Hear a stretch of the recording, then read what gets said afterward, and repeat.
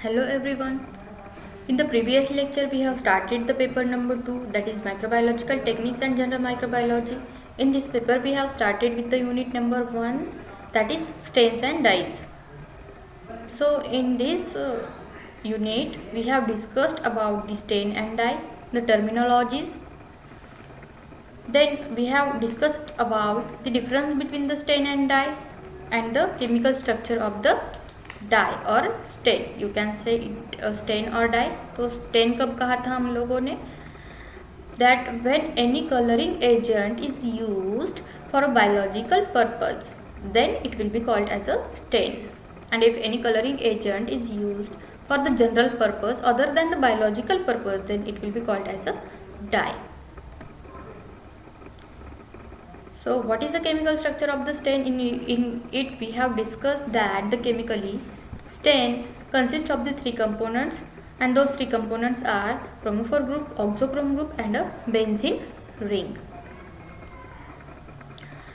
Chromophore group के बारे में हम लोगों ने डिस्कस किया, इसके फंक्शंस हमने देखे थे. That the chromophore group imparts the property of a colour to the compound, और इसका हमने डेफिनेशन देखा था.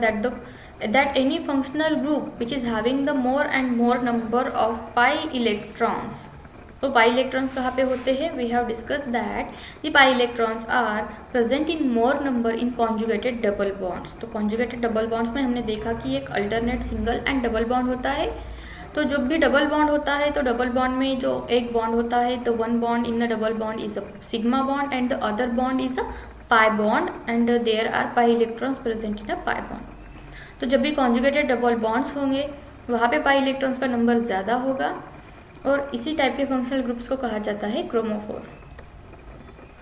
तो इसके बाद में हम लोगों ने डिस्कस किया था कि what is auxochrome. Auxochrome group is a compound which imparts the compound the property of electrolytic dissociation. तो यहाँ पे हम लोगों ने इलेक्ट्रोलाइटिक डिसोसिएशन के बारे में डिस्कस किया. That what is electrolytic dissociation? The process in which any compound get dissociated whenever it is added in a water, it get dissociated, which results in the formation of cations and anions. This process is called as electrolytic dissociation. तो जो stand है, जब भी हम इसे किसी solution में डालेंगे तो क्या होगा? इसका इलेक्ट्रोलाइटिक डिसोसिएशन होगा, और इलेक्ट्रोलाइटिक डिसोसिएशन की प्रॉपर्टी कौन प्रोवाइड करता है? Auxochrome. And due to which the stain will either gain a positive charge or a negative charge.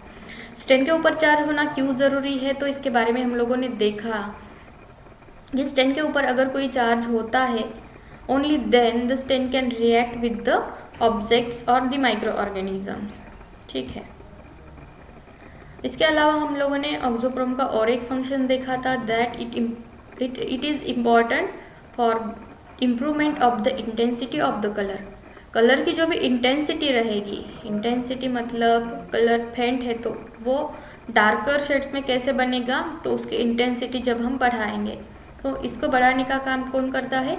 Auxochrome group करता है. इसके अलावा उसकी एक डेफिनेशन है ऑक्सोक्रोम ग्रुप की कि whenever there is a lone pair of electrons present in a functional group, then that functional group can also be called as a auxochrome group. तो इसका हम लोगों ने एग्जाम्पल देखा था कि पैरानाइट्रोफिनॉल है. पैरानाइट्रोफिनॉल में जो OH होता है, that OH is a auxochrome group and NO2 is a chromophore group.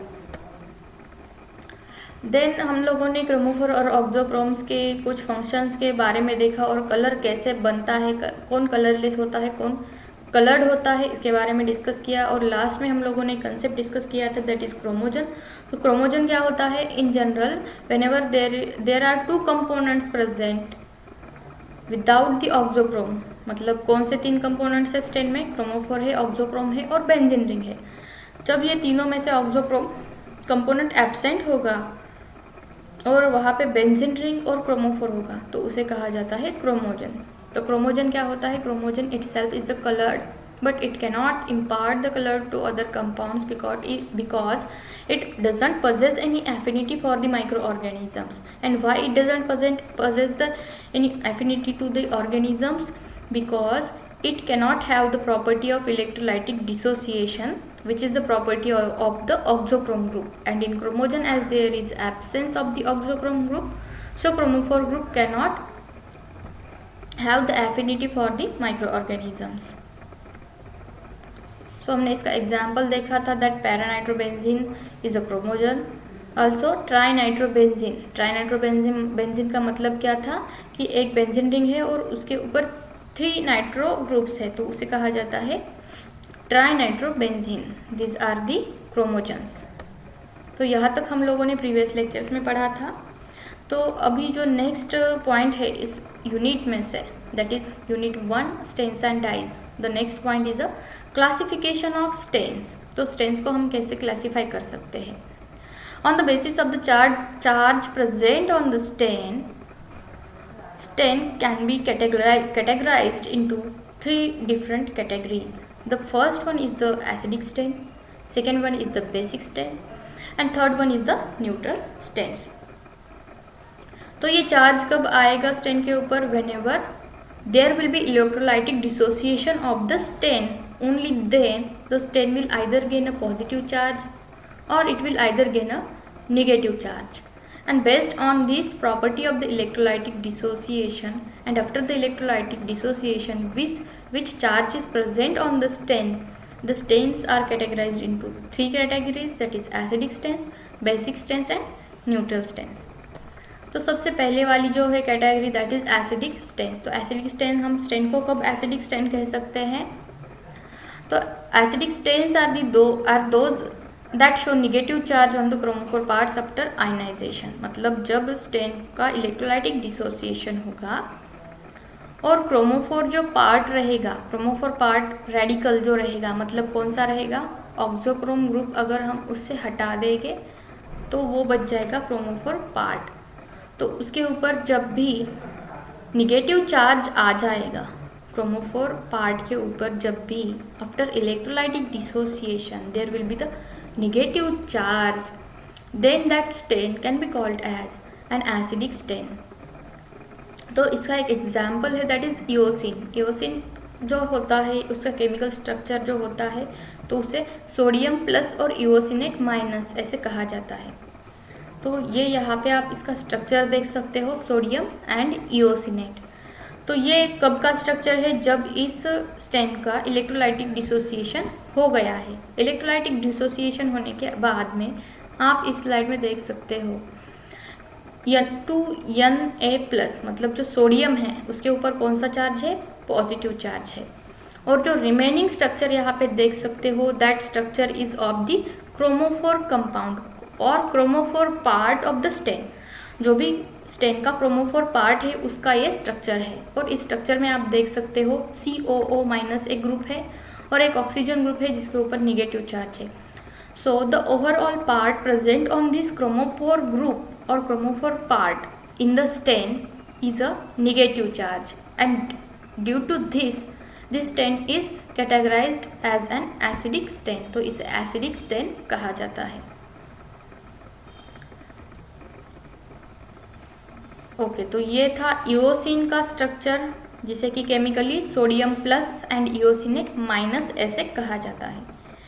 Chromophore part eosinate is negatively charge. तो ये इसका डिस्क्रिप्शन है नीचे, chromophore part eosinate is negatively charge.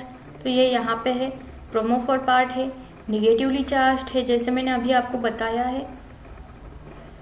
And so eosin is an acidic stain. Other examples of acidic stains are nigrosin. तो ये एक ही example नहीं है, बहुत सारे स्टेन्स है जिनके ऊपर जब भी इनका इलेक्ट्रोलाइटिक डिसोसिएशन होता है the chromophore part in that stain acquires the negative charge.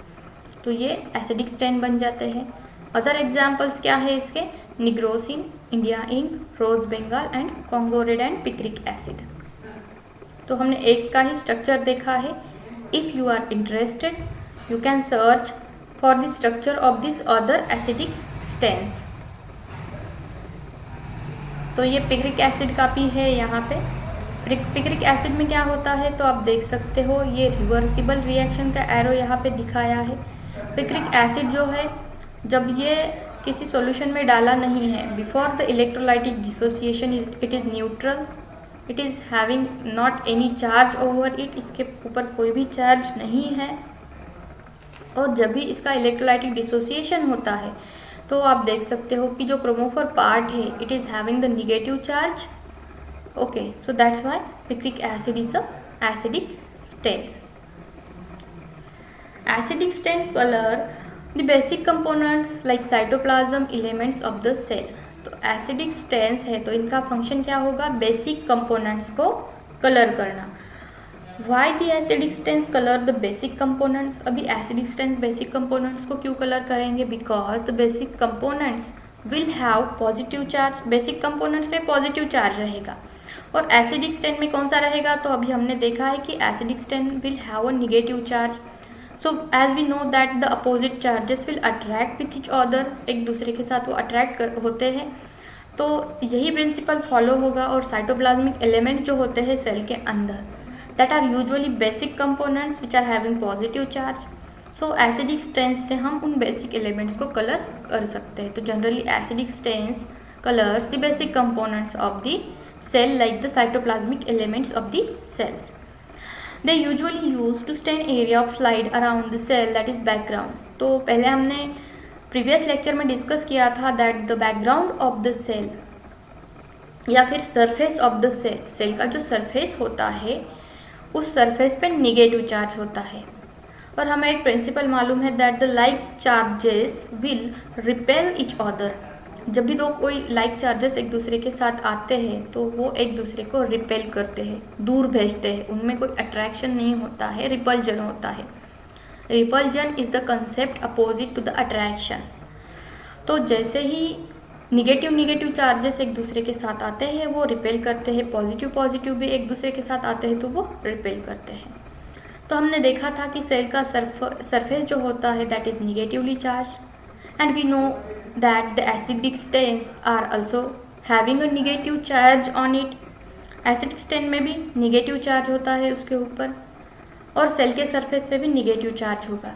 तो जब भी हम सेल को एसिडिक स्टेन से स्टेन करना चाहेंगे तो क्या होगा, स्टेनिंग नहीं होगी. क्यों नहीं होगी, because both are having the negative charges and negative charges will repel each other and due to which the background of the slide.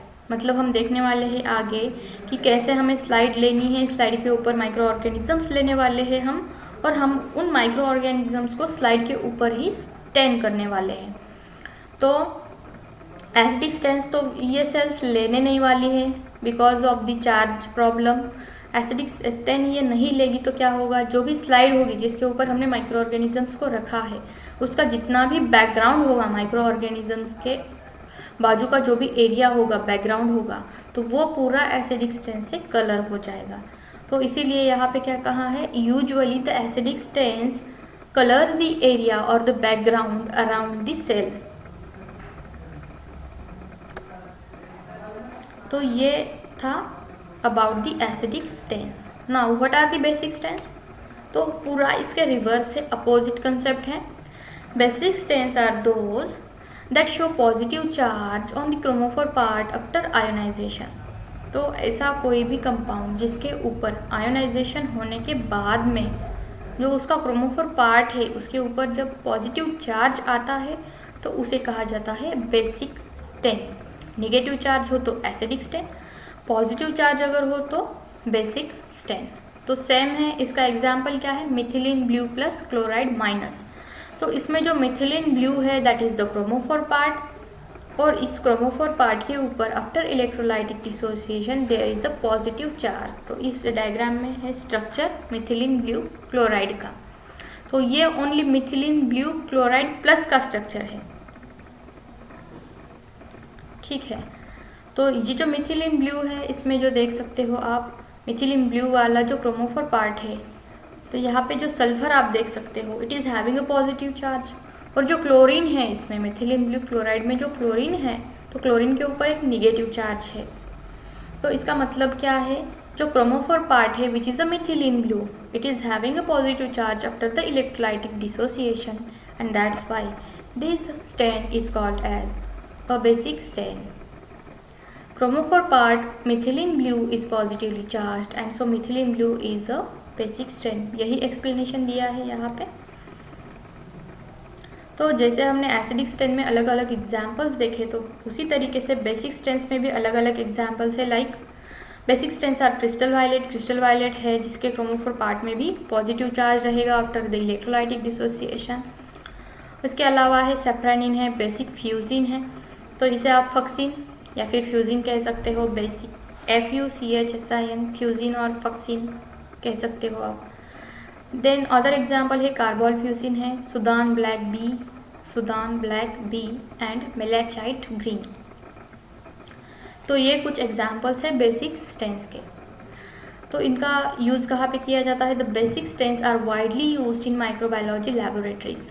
अभी ऐसा क्यों कहा है that this basic stains are widely used in microbiological laboratories? Because अभी हमने discuss किया that the surface of the cells is having a negative charge है। तो जनरली अगर हमें किसी भी सेल को उसके सरफेस को बस हमें अगर स्टेन करना होगा तो हम कौन सा स्टेन यूज़ करेंगे? Basic stain, because basic stain is having a positive charge and cell surface is having a negative charge, और अपोजिट चार्जेस एक दूसरे को अट्रैक्ट करेंगे। तो इसी रीज़न की वजह से कहा है that the basic stains are widely used in microbiology laboratories. They are use to colour the cells, nucleic acids and metachromatic granules. इसके अलावा इसके अदर पर्पजेज क्या है? तो कहाँ पे बेसिक स्टेन्स यूज़ किए जाते हैं? टू कलर द सेल्स, तो ये तो हमने ऑलरेडी डिस्कस किया है कि सेल्स को कलर करने के लिए यूज़ किए जाते हैं।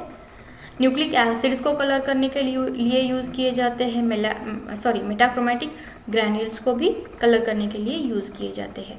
क्यों? क्योंकि जो भी है न्यूक्लिक एसिड हो, मेटाक्रोमेटिक ग्रैन्यूल्स हो, they will having the negative charges, so the basic stains are used to color them. तो अभी लास्ट वाला जो है, last type of the stain, that is a neutral stain. तो न्यूट्रल स्टेन किसे कहा जाता है? एसिडिक और बेसिक दोनों का मिक्सचर है।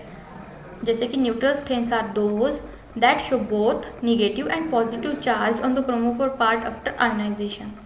मतलब आयोनाइजेशन तो होगा बट स्टेन के ऊपर कोई एक चार्ज नहीं आएगा, पॉजिटिव निगेटिव दोनों में से एक नहीं आएगा, एक साथ उसके ऊपर दोनों भी चार्जेस आ जाएंगे। तो इस टाइप के स्टेन्स को कहा जाता है neutral stains. The neutral stains are the stains those shows both the positive and negative charges over them after the electrolytic dissociation.